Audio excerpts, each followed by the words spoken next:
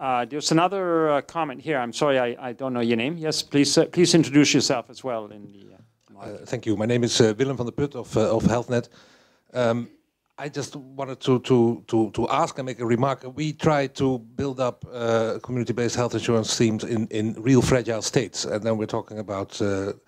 It used to be Cambodia, now it's Burundi, it's Sudan, it's Afghanistan.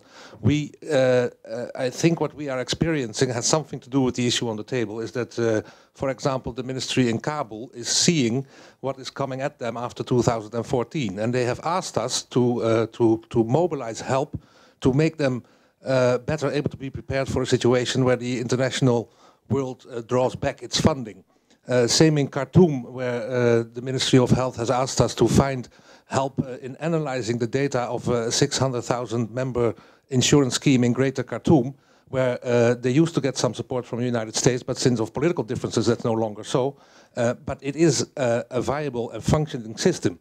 It's what I mean to say is that in those countries where the whole state needs to be reinvented more or less, in the fragile states that get a lot of international support, the comparative advantage is that you are also part of the whole team that sets up the legislation needed to create the trust for people to invest in insurance schemes.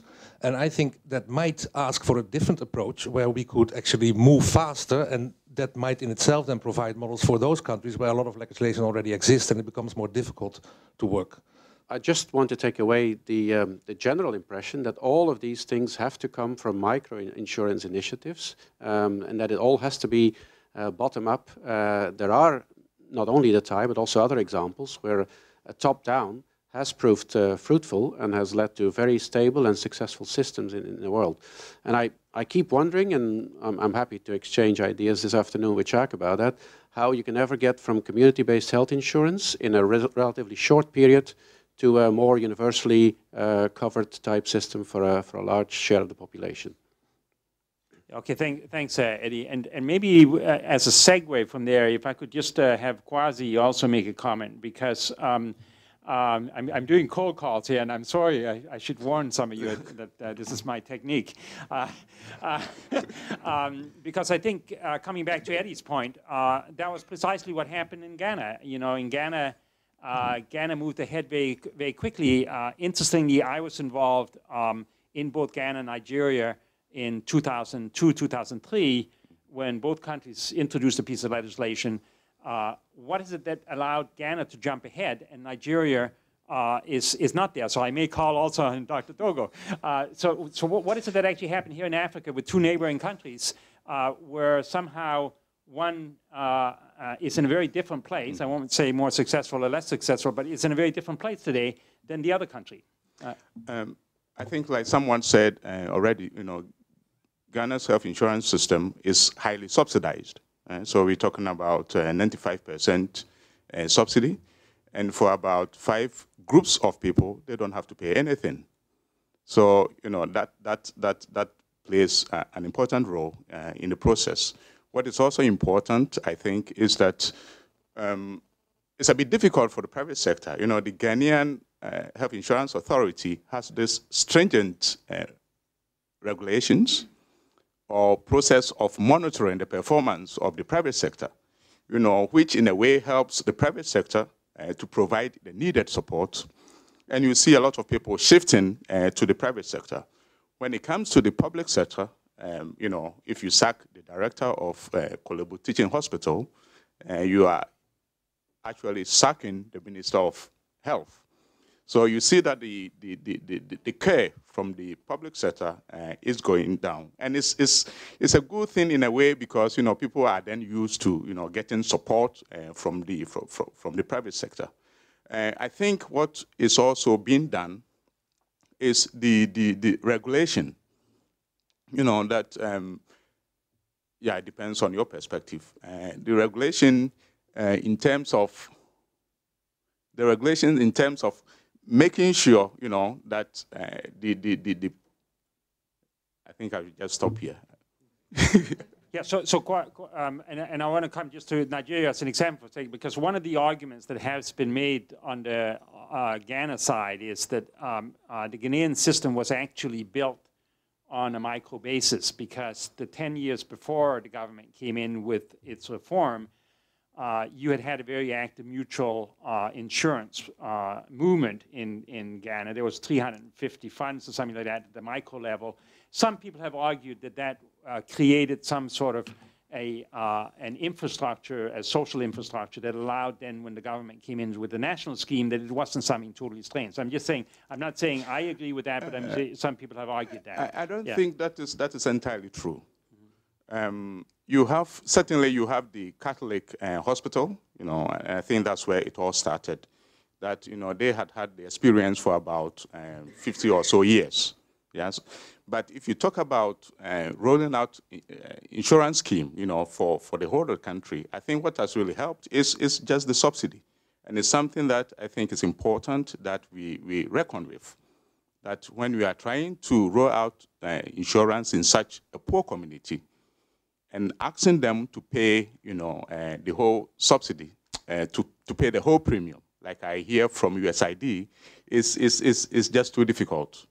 And we have to give credit to the Ghanaian government, I think, the way that it has been able to use tax revenue to fund that. And of course, you get into the crowding out and other issues, but those are challenges. Dr. Dogu, would you mind making just a comment on the Nigeria side? I know you've been trying very hard while you were the chairman of the fund there to move this agenda forward, and I just thought you might just share a couple of reflections on that.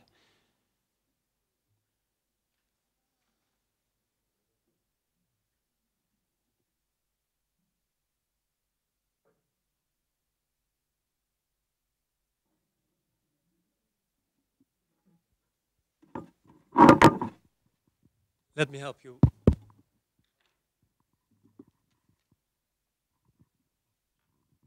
Well, thank you, Alex, for picking on me.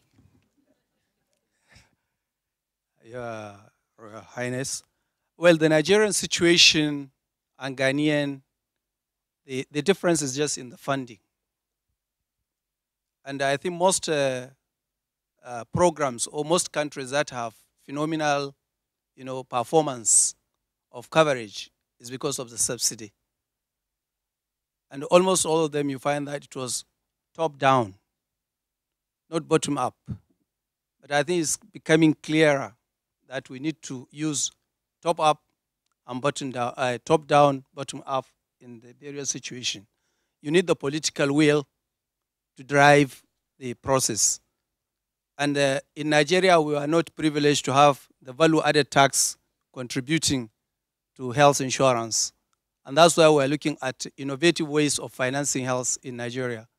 What is now going into our parliament is trying to finance through the mobile phone tariff, which we call the 1 kobo per second initiative.